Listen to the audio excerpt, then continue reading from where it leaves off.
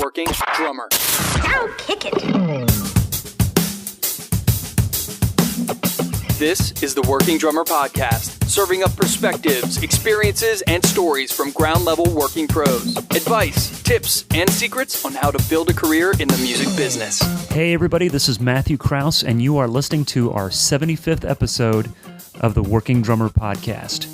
I'm very excited to tell you about our guest today. It is the incomparable Peter Erskine. Most of you know who Peter is, but here's a little background.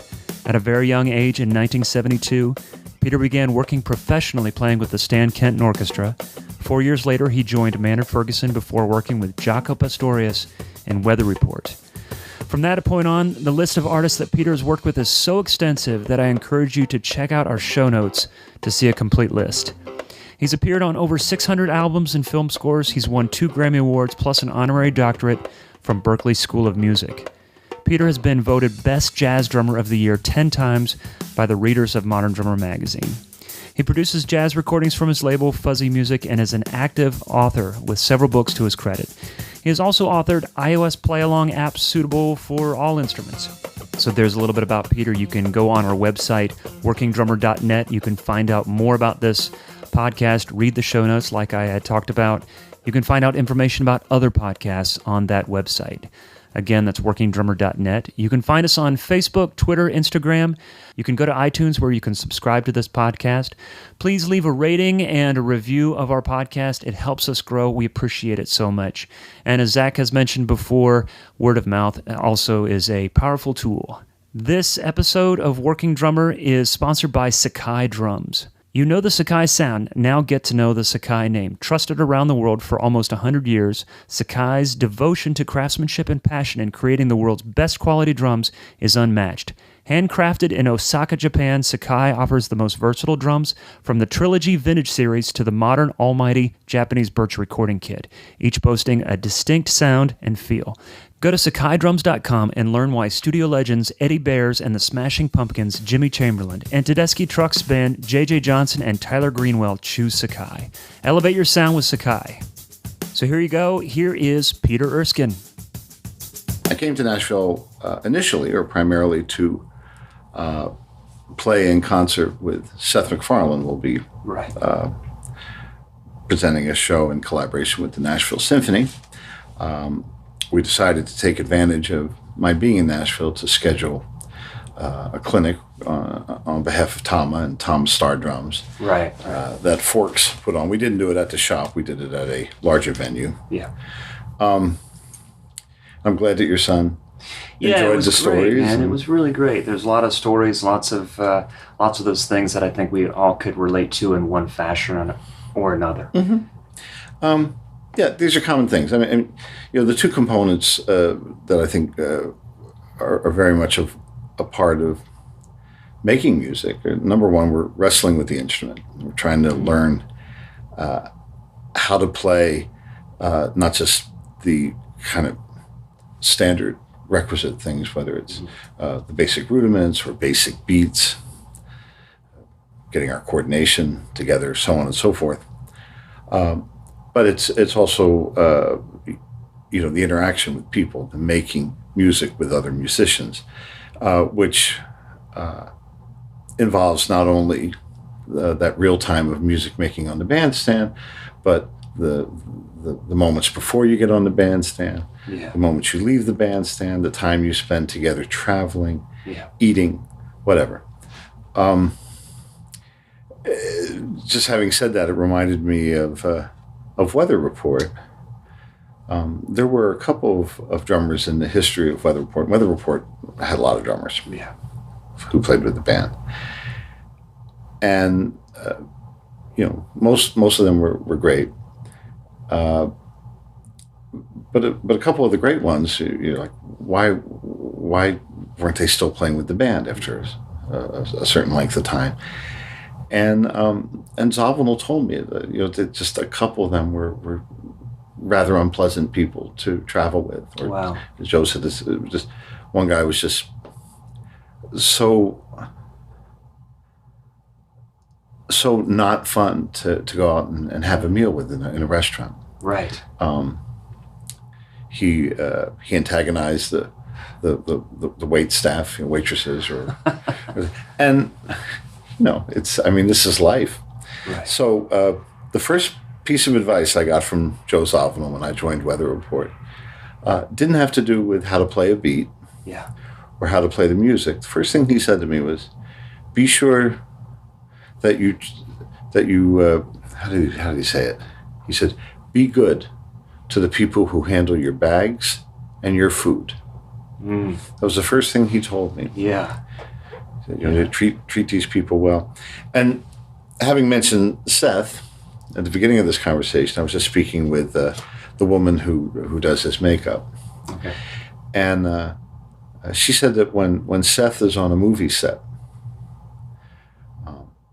he thanks the stand-in. A stand-in is a person of approximate the same height and complexion. Sure. They do lighting and whatever. I have one. Yeah.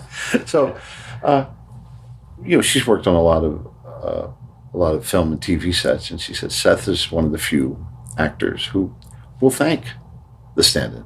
Hey, thank you.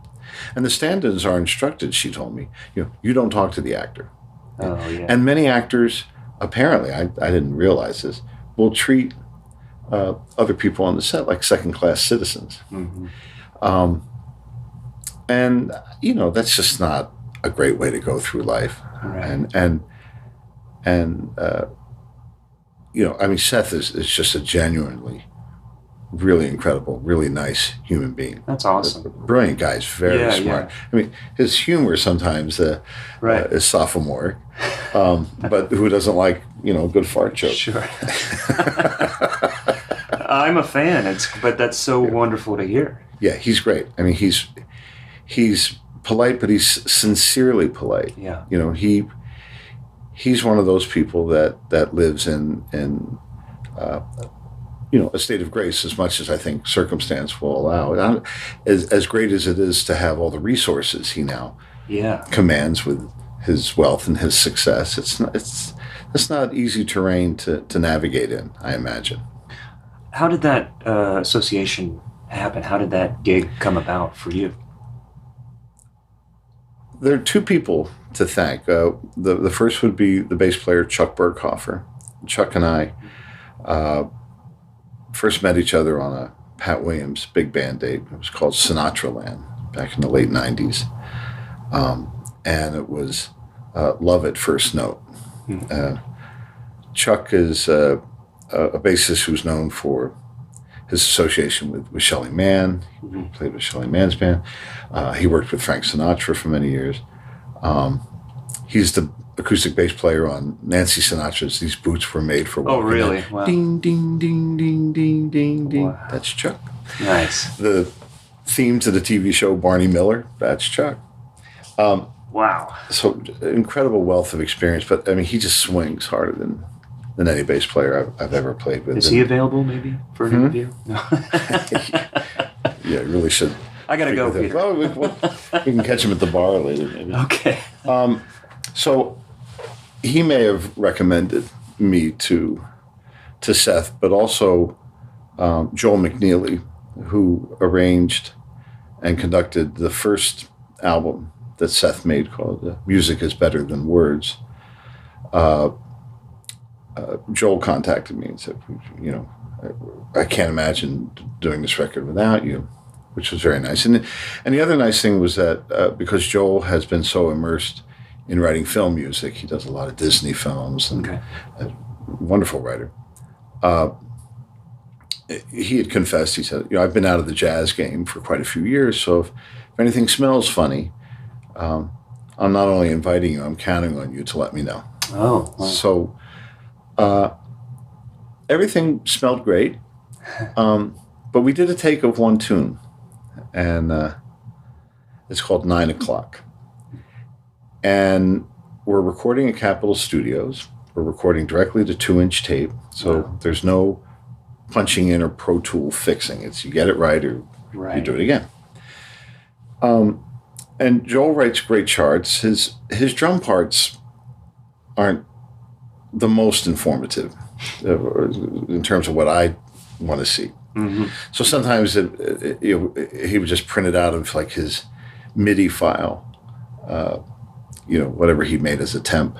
Yeah. So, they're like, I won't have the brass figures, but I'll have written fills and stuff. And I don't want to see any of that. I just want to know what the rest of the band is playing, and then I can choose to either set it up or ignore it. But at least I can frame what I'm playing around that. Right. So we're like on day 3 or day 4 of the recording, and this is with full big band and orchestra. And we run the tune down. I decide to play just with the right hand on the cymbal, pretty much quarter notes and hi-hat 2 and 4. Okay. And I had a pencil in my left hand because I thought it would save time as we went through the chart. If I heard something that wasn't indicated, I would just make a mark. Was it typical to run the song down? Yeah, you always run it down, and they check for notes and just let's see how this goes, and you make sure you have the right tempo, so on and so forth.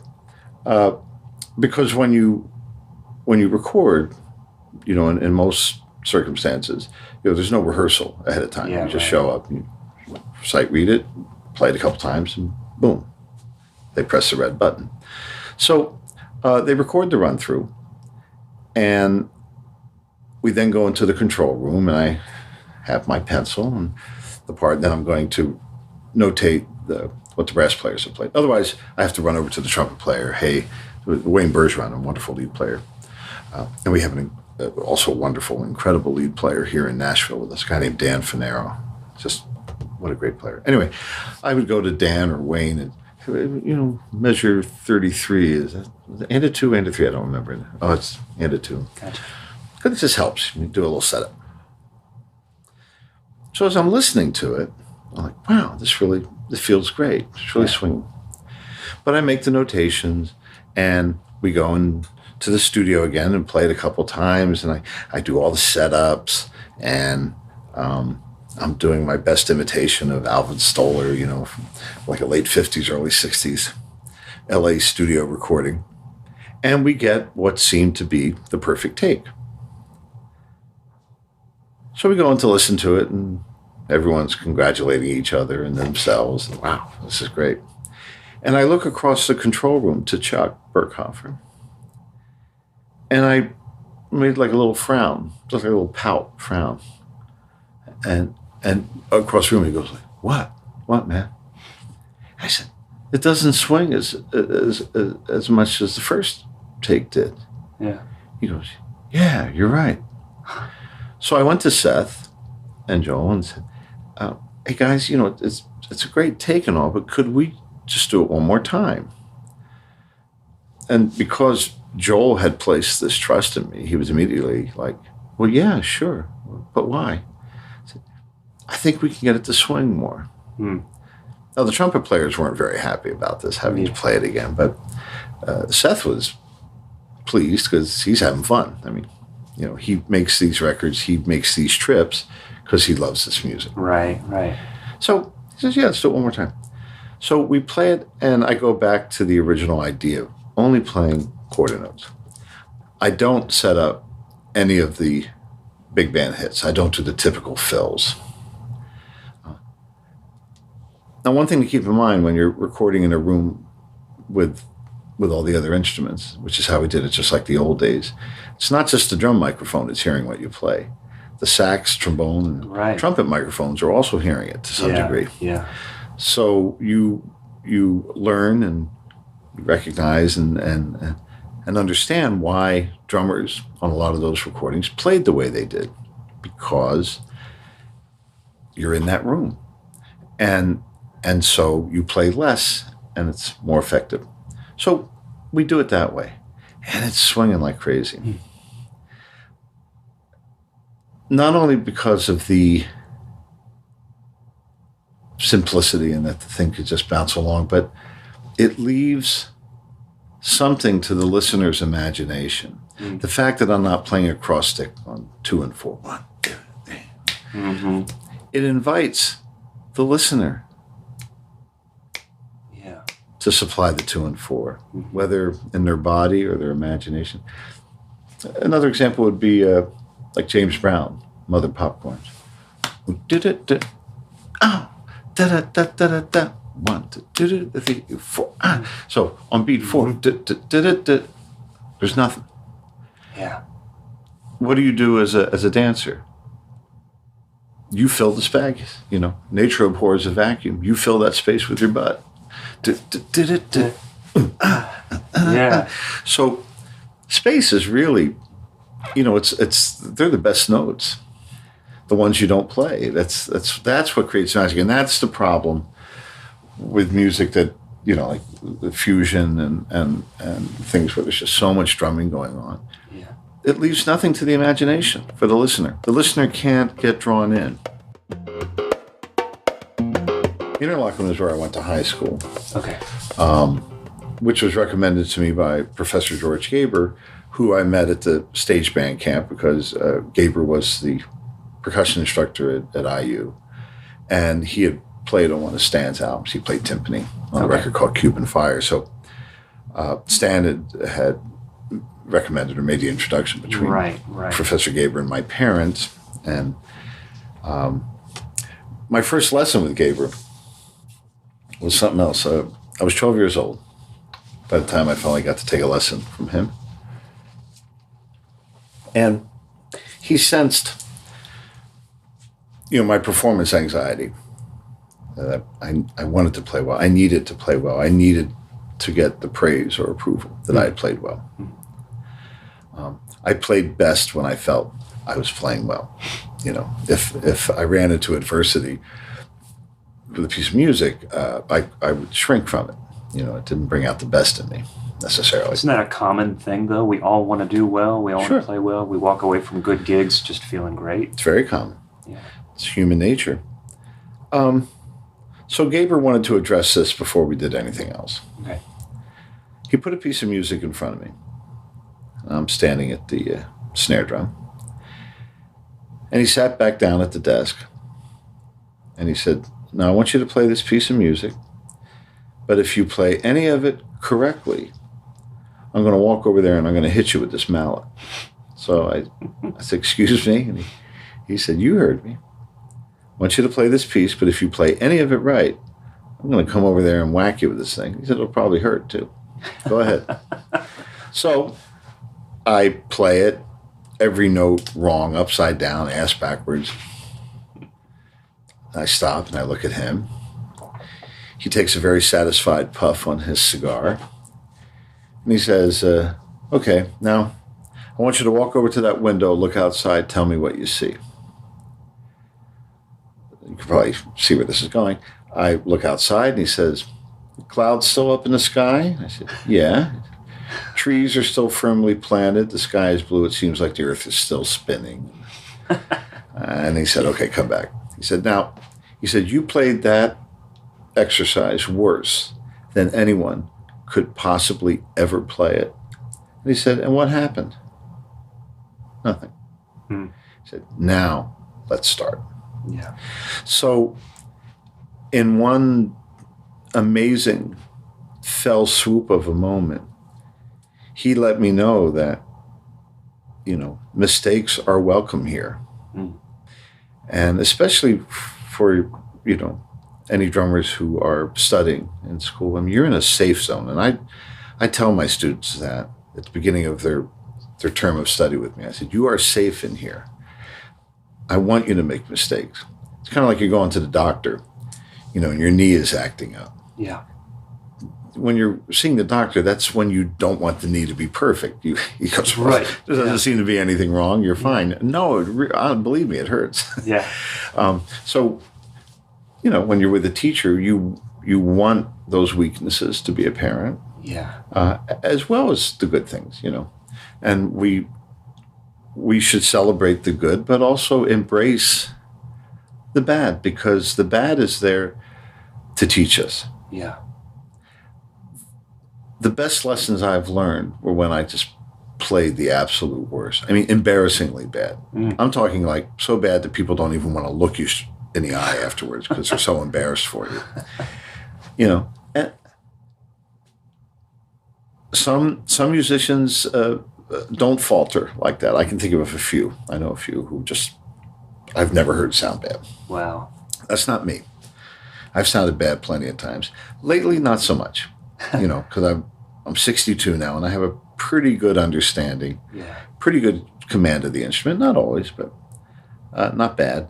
And, I trust myself. I trust the instrument. I trust music. I trust the musicians I play with. Yeah. And then, you learn enough tricks if something goes a little south on the bandstand. Here's how you deal with it. Can we hang on teaching for a bit? Sure. I've got a couple questions. I want to explore this idea of what doesn't kill you makes you stronger. Kind of this tough love way of approaching certain students in certain situations. I know you've had some experience with Joe in Weather Report where that might have been the case. It started in school. We had a conductor. This was the Interlochen. It was an excellent orchestra. Mm-hmm. When you heard an orchestra from Interlochen, and it's years before I was there, years afterward, I mean, you would know that's an orchestra from Interlochen. Mm-hmm. There are a few years when that could be any high school orchestra. The best orchestras generally were a product or byproduct of a conductor who demanded the best from these young and very talented musicians. You dared not show up and not be able to play your best. You prepared, you paid attention. Mm-hmm. It wasn't time to go over, and it wasn't a time to be coddled like, okay, clarinets, it's getting better. Just keep trying. And, that's not how you get an ensemble to focus their best. It's, I worked under conductors who were quite strict, who I also saw as very gentle, kind, great human beings. But they demanded the best that you could possibly give. Yeah. Right? And they're not unrealistic demands or expectations. So when I'm teaching, I'm sure that is apparent to the students because I've seen it work, and I've seen where well, that's good, Right. Then then the teacher doesn't care. I mean, we have to be brave enough to really look this thing right in the face. Okay. What are we doing here? How do we want it to sound? Yeah. And it's not even how maybe I want it to sound, because I don't want them to play to please me. Mm-hmm. I want them to play so they feel like this is how I envision music being. Mm-hmm. And when I play, I have no idea if, Matt out there is digging what he's hearing, and I don't have time to think about it. Mm-hmm. It might be your cup of tea, it might not, but if I live up to that musical moment as best I can, that's the best I can do. Mm-hmm. And then that allows me to focus on the music. If I'm focusing on, wow, David Garibaldi's he's checking his text. He's looking at his iPhone. He's not paying full attention to me. I must not be, then that would just reflect an insecurity on my part. If David likes it, great. And if he doesn't, cool, Are you familiar with trombone player in Columbus, Vaughn Weister? I knew he worked with Kenton in the 70s. It might have been after. Okay. My time 76 and beyond. Yeah, that was. Okay. I'd left the band in 75. I worked with him. Well, he was a professor of mine, but we worked together after school. I'd say I learned more from him after graduation than while in school, and it was This was a Capital University. Yeah, and this is a 22-piece big band with French horns and tuba and wonderful arrangements. Sight reading every Monday night. Great. He would be so tough on me. And I would be just broken down, nervous, but I would shed. And with every with every just heavy-handed instruction came this, you got it, good job, come here, I got a record for you. He just had this push and pull. Yeah, kept it in balance. Right. If you're going to take somebody apart, it's your responsibility to put them back together again. Yeah. You can't. So what? So that means that it's like the Whiplash. The movie. Yeah. Which is. Oh, you've not seen it. I've not seen it. Yeah, it doesn't capture the dynamic that I've witnessed from just about every successful jazz educator I know. And the character in the movie is supposedly a successful jazz educator because his band is always winning first prize at these competitions. So they set it up in that kind of a framework, and that's not how it works. Okay, it's Hollywood, and anytime I've commented on it, people always come back. It's Hollywood, it's a drama, get a life, don't be so serious, or blah blah blah, whatever. Believe me, I understand Hollywood. I've worked there a lot of years, and both my kids are in the business. Okay. I was reading a magazine article that was talking about the TV show Homeland. Yeah. What's real and what isn't. Yeah. And I appreciated kind of finding out, what's real and what isn't. It didn't take away my enjoyment, realizing that this is all like completely nonsensical. But it was interesting to know kind of how this stuff like that really work in the real world. So, when I'm asked to comment on a film like Whiplash, I think, well, just in speaking, from my experience, real life, this is how it is. And anyway, I'm sounding a little defensive about the criticism, but just like you said, and I'm sorry I interrupted you. No. The toughest musicians I've worked for, the yin and yang was always there. They always balanced it with humor, with kindness, and maybe off the podium or bandstand. And as I mentioned earlier, you have a responsibility if you begin to dismantle any young musician or less experienced musician's sense of where they fit in the world or their self-esteem or confidence. You got to build that back up. Right. I mean, that's the whole point of it. If you're just going, like Sherman's March through Atlanta. Good reference. just to burn and pillage. Yeah. That's all you're doing, and that's not positive. We're in the Southeast. People like Civil War references. That's really great. Do they? Yeah. I was in years ago. I was somewhere down south, and there was a Statue of Liberty statue, but much smaller. Yeah. And the guy said, well, "You see that? We got second prize." Jeez. I'm wondering, yesterday at the clinic, just real quick, you were talking about a song title. Was it, I Got Tears in My Ears? Oh, I was just lying in bed, crying over you. Something like that. Is that it? That's it. I got tears in my... I've been here for 16 years, I could tell you. I got tears in my ears from lying in bed. Crying.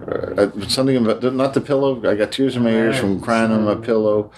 Yeah, somebody's going to write in and correct me. Good. Well, please correct us. We got to get to the bottom of this. A question from Zach. You've been teaching a long time, and the music industry has changed a lot over that time.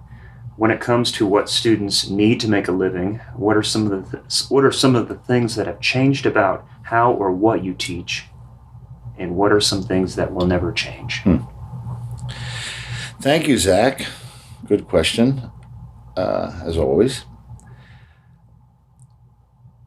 Well, the level of playing, to me, seems better than ever. I mean, what the students can do, the boundaries that keep getting pushed by generation after generation of drummers who become all styles. You think? Yeah.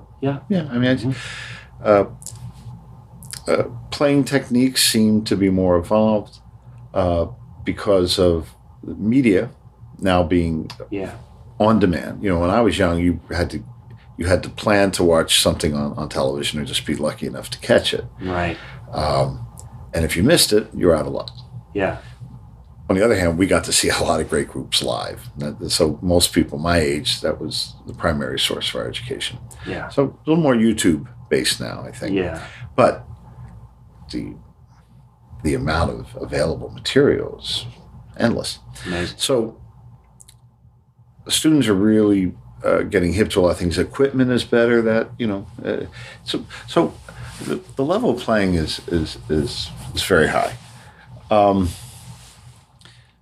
As I mentioned in the clinic last night, the disadvantage that we're all facing is that we're trying to reach that level of playing of our heroes, the men and women who created this language. And in the drums, it's been primarily guys up until the last 20 years. Sure.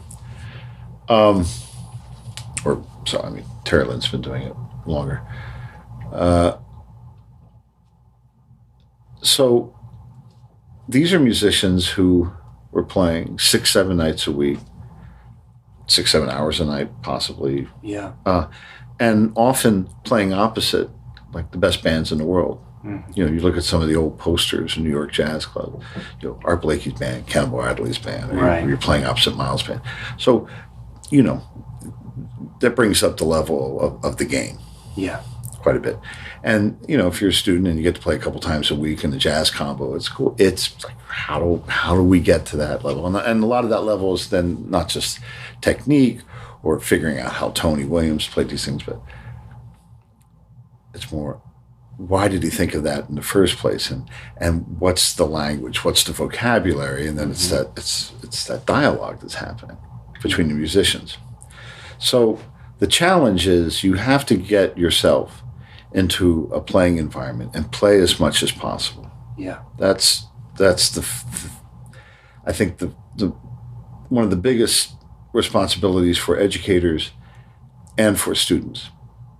We have to get everyone playing as much as we can. In addition to practice time, all those things.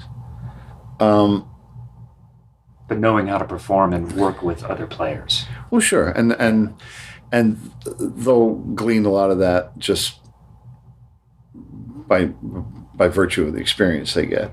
But we also can save them a bit of time and trouble by telling them. And that's the purpose of a lot of the stories I tell. Sure.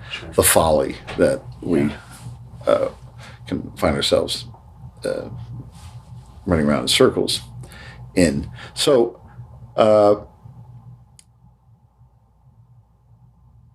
the work environment has been undergoing change in terms of the opportunities for musicians. This kind of democratization of recording. In the old days, you had to save up and either purchase time in a recording studio or you had to be invited, become a member of that club, get on that list, somebody call you to come and perform in a recording studio. Yeah. And in the old days, coat and tie, it was a sacred kind of place almost. So it was only in the 60s when LA, they were always a little bit more casual, but you look at photos from recording sessions in New York, everyone dressed up like they're going to work. That's true. And there's a magic that occurs when you get that much talent in one room, and it's a good sounding room, you have a good engineer, and then you're presented with the opportunity to either improvise or to read and create an ensemble thing. Now people are recording in garages or people's second bedrooms and homes. The technology, just this digital recording device that we're speaking into was unthinkable not too long ago. Right. So, anybody can make a record now. It's not to say that bad records weren't made in the past. So,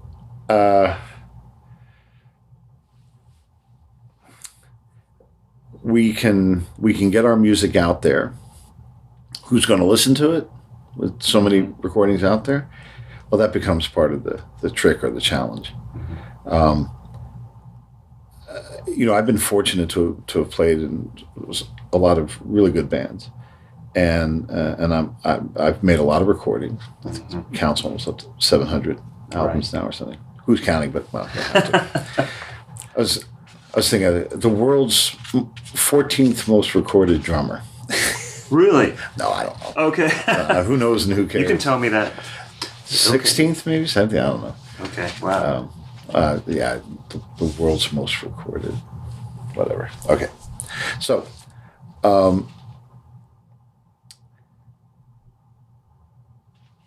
I've still had to create my own means of getting my music out there. So I started a CD label. Right. Primarily because I got tired of waiting for someone who either was dressed in a suit or wearing a black turtleneck shirt to say, okay, we agree it's time, let's make this record. Right. Because you're just one of many artists, and I get all that. And do you have a wood beater? And can you put a wood beater? Oh, a wood beater. Well, no, that's a Sideman thing. Okay. when I'm hired to come work on somebody's project, right. I'm hired to help that artist realize their vision on something. Well, and so I had no problem. He asked for a wood beater. Okay. Right. Sure, if you hear it, I'll try it.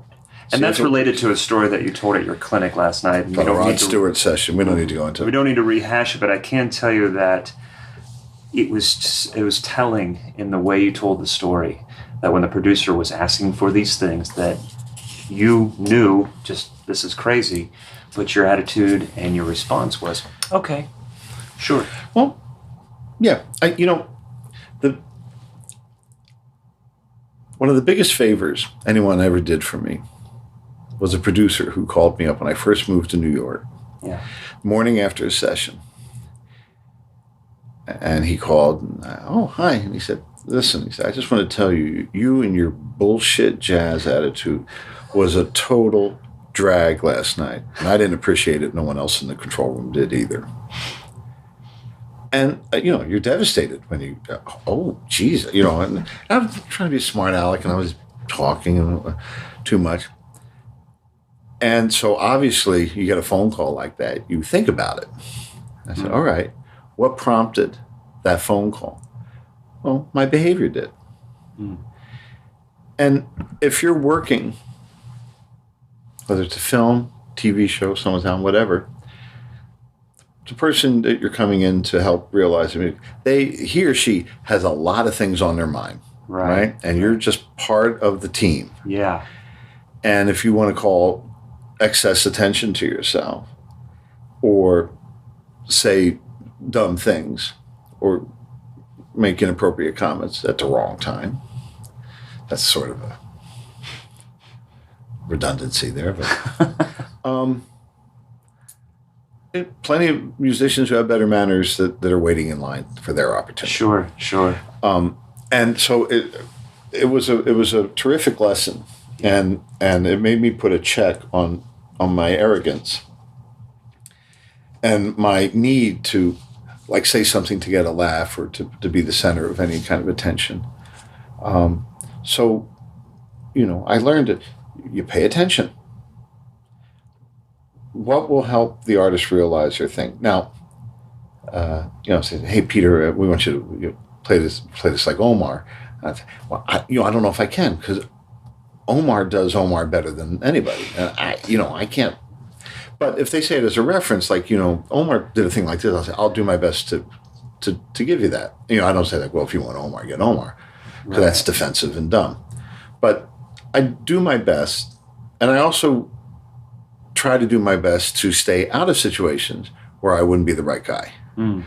So sometimes I'm contacted by somebody, they think they want me on a project. And I might ask, can I hear a little bit of the music to make sure I'll be the right person for this? And I'll sometimes say, I'm not the right guy. And who did I learn that from? Jeff Porcaro. Not personally, but I read, he was something, he said, you know what? I'm not the right guy for this. Wow. You should call this guy. Yeah. And it was just Jeff being honest. And I once showed up on a film scoring stage, and there were some heavy metal cues, and I was thinking, of the studio guys I knew, at least I thought, well, Greg Bissonette should be doing this, not me. I didn't even own a double pedal, so I faked it as best I could and tried to give it the attitude. Yeah. But, had I known that's what the call would have been, I would have said, no, you should get somebody else.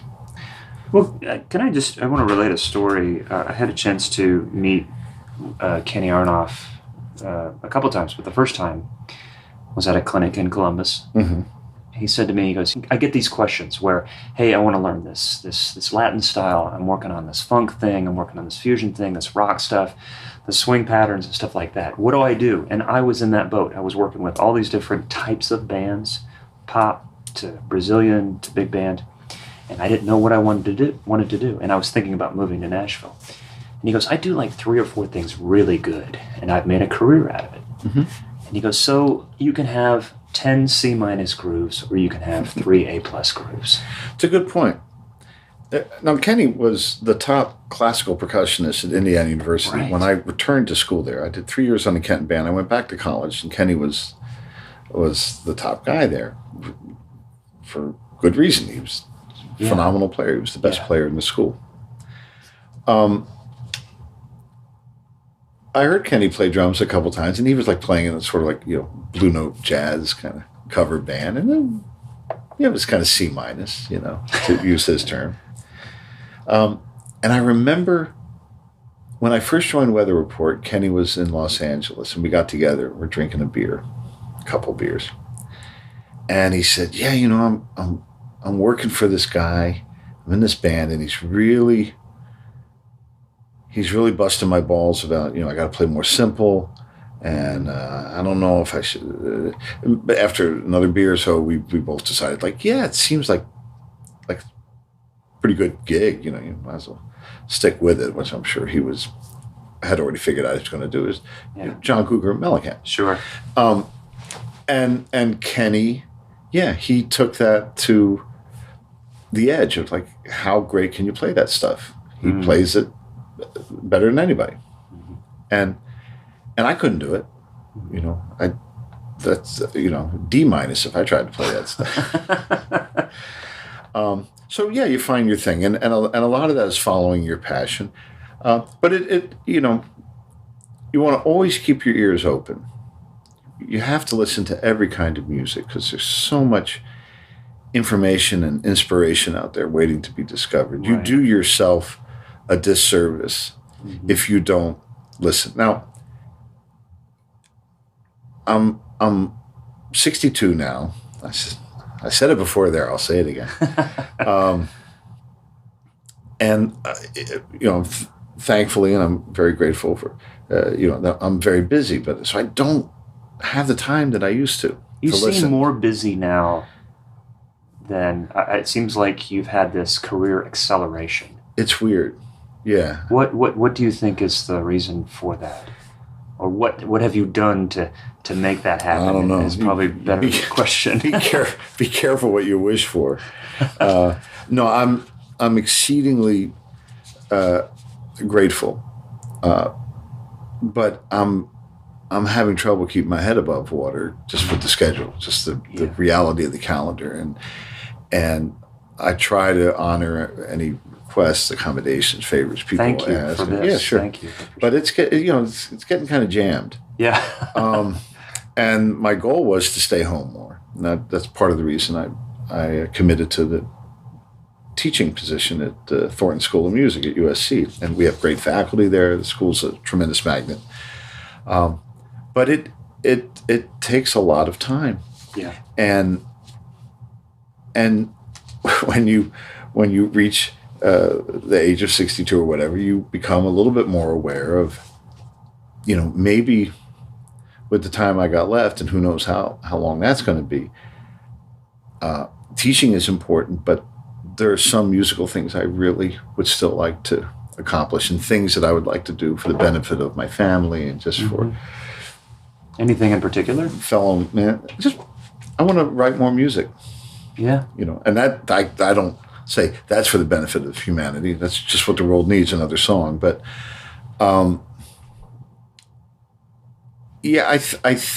I think there's something there that maybe could touch as many or more people than I do by locking myself in the studio with 12 or 14 students every semester. Mm-hmm.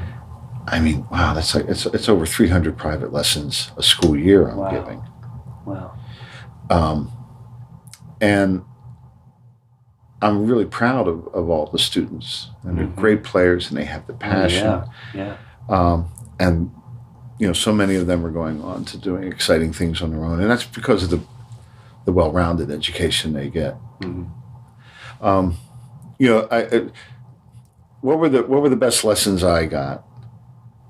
Sure, they were about touch and tone, but Gaber spent as much time talking to me about, have the courage to say no. If you have a weekend getaway planned with your family and then you get called for a gig, say, oh, yeah, sure, I'll do it. Yeah. Just say no. Yeah. They'll always call you again. Yeah. If you're a good musician, you'll always get called. Mm-hmm. Whether you're in Nashville or Los Angeles or wherever. Yeah. I call musicians that can't make it, I'll call them again. Yeah. If I want that particular voice. You have to develop yourself as a human being, not just a drumming machine. Right. Drum machines, you order them from Sweetwater and it's great. You push a button and boom. That's right. People don't use drum machines much anymore, do they? It's all computers. It is, and it's loops and different things. Well, and we touch upon this a lot. I think our listeners are a wide age group, age range. You met my 14-year-old son. I've got two sons, and it's a constant struggle to find that balance. And so it does come up very often. Yeah. It reflects in your work. It reflects in your relationships on the road when family is good or bad. And some musicians have, everything has a price. Yeah. So you maybe can achieve greatness in one area, and it's hard to feel that you're being great maybe in another area. So maybe that the 3 A+ grooves is similar to life. You want to try to be A+ in every aspect of your life. Mm-hmm. Certainly with your family, I think that's important. If your family life is C-, no. You're not going to be happy. No. And the people you love and care for aren't going to be happy. And if I can't make the people who mean the most to me happy, then what am I doing all this other shit for? Right. What? To get my name in Modern Drummer? No, I like Modern Drummer. But no, done it. That's New record, Dr. What do you think the title means? Let's visualize it. Dr. Thank you. You're welcome. Okay. Dr. I halfway through my coffee. Drum. Dr. Drum. I was wearing the black. My friend Jack Fletcher years ago called me up. He said, there's a payphone in Hawaii. He was on vacation. And he said, I've got it. You are Dr. He said, jazz has gotten really boring, and we got to present you with lights and sound and just do something really fun and theatrical. And he was a theater director. And he does voice directing now for games and animation. And on Dr. he does some narration on the album. I just had to have him on it. Dr. was or represents a return to a lot of the stuff that I'd kind of put on hold for many years. Yeah. Kind of more backbeat fusion, but from a slightly more seasoned perspective.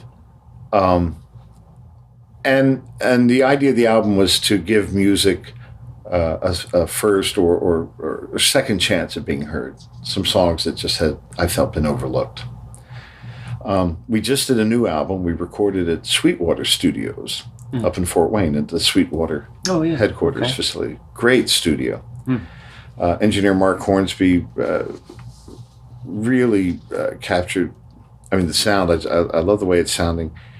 And what was interesting about that album, so the first album, Dr. John Beasley and I spent a lot of time in pre-production, preparing the music, really thinking about.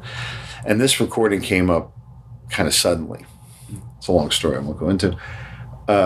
So we're kind of doing pre-production while we're each at our instruments, kind of talking through ISO booth, glass doors and walls through the microphones, and which is annoying. So we're all getting really annoyed, and of course they're documenting the whole thing on video. So we're just going to look like 4 very annoyed guys, or at least 3.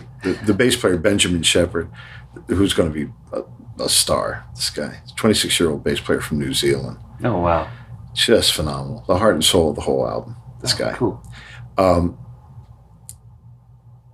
He was in a good mood throughout.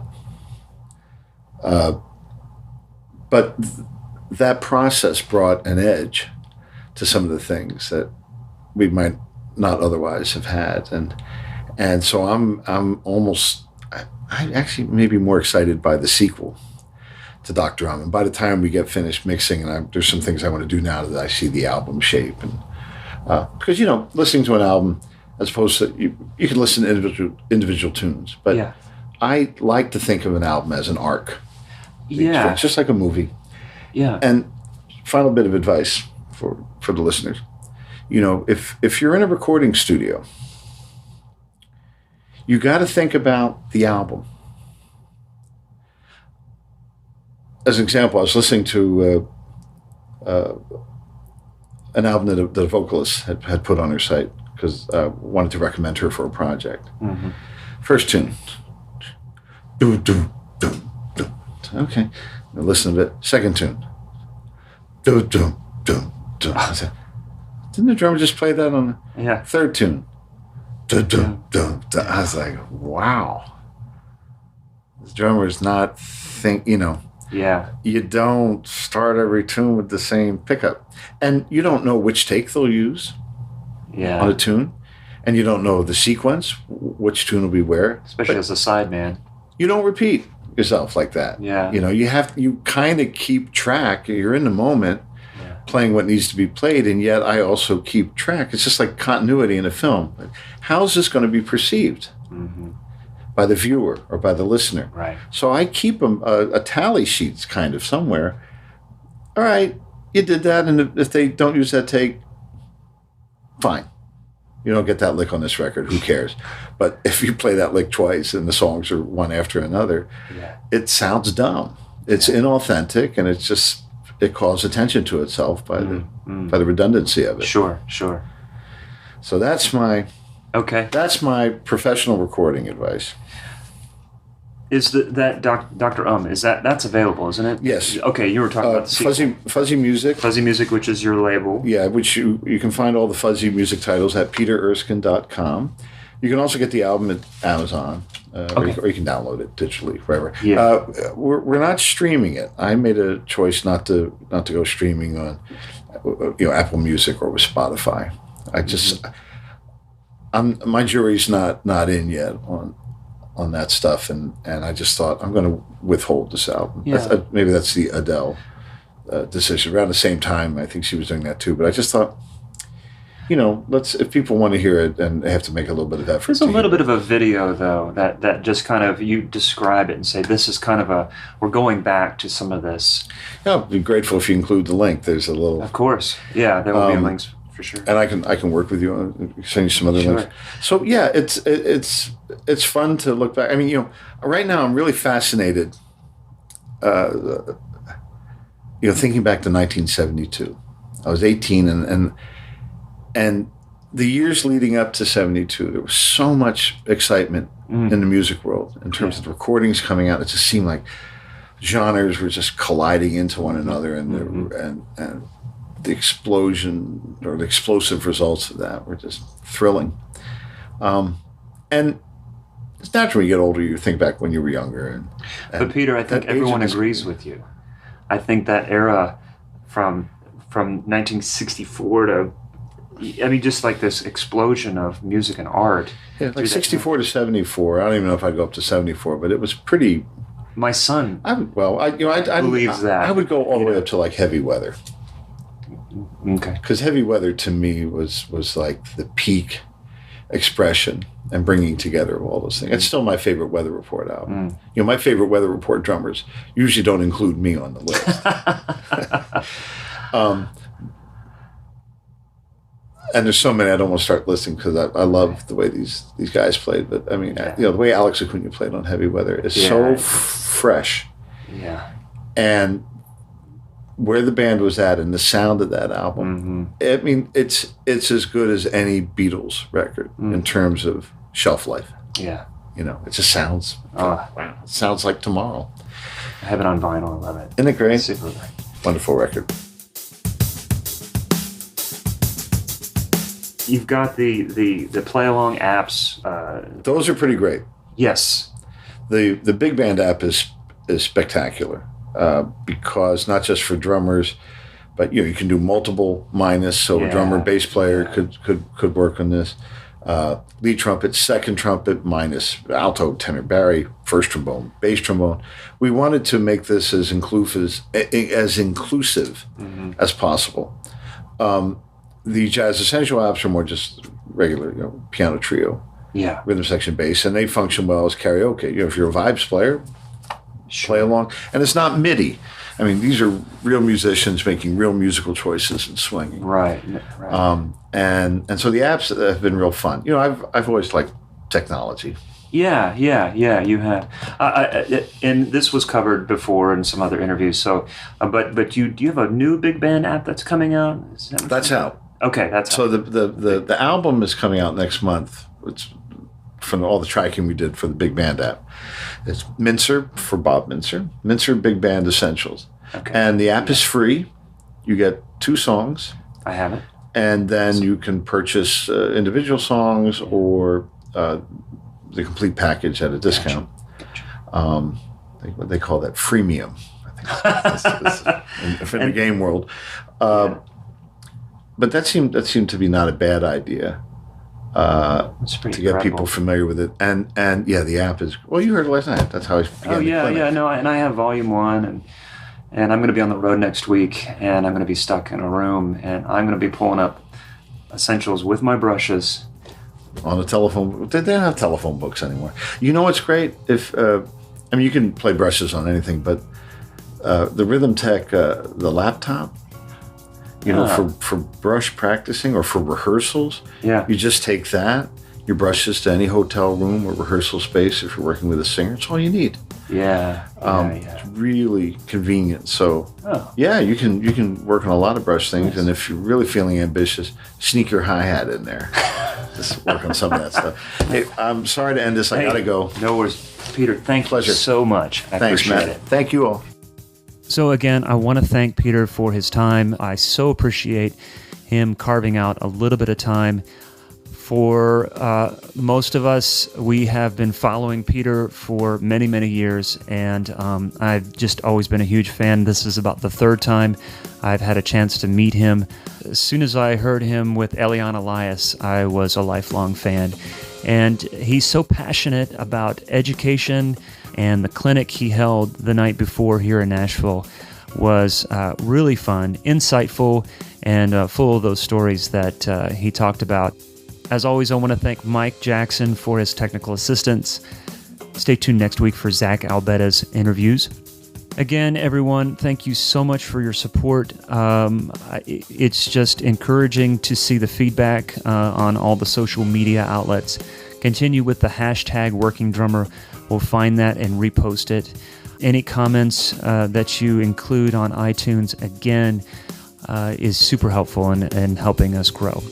So again, very excited to say this is our 75th episode. We're just keeping on. We've got more exciting things coming along, and I hope you enjoyed this.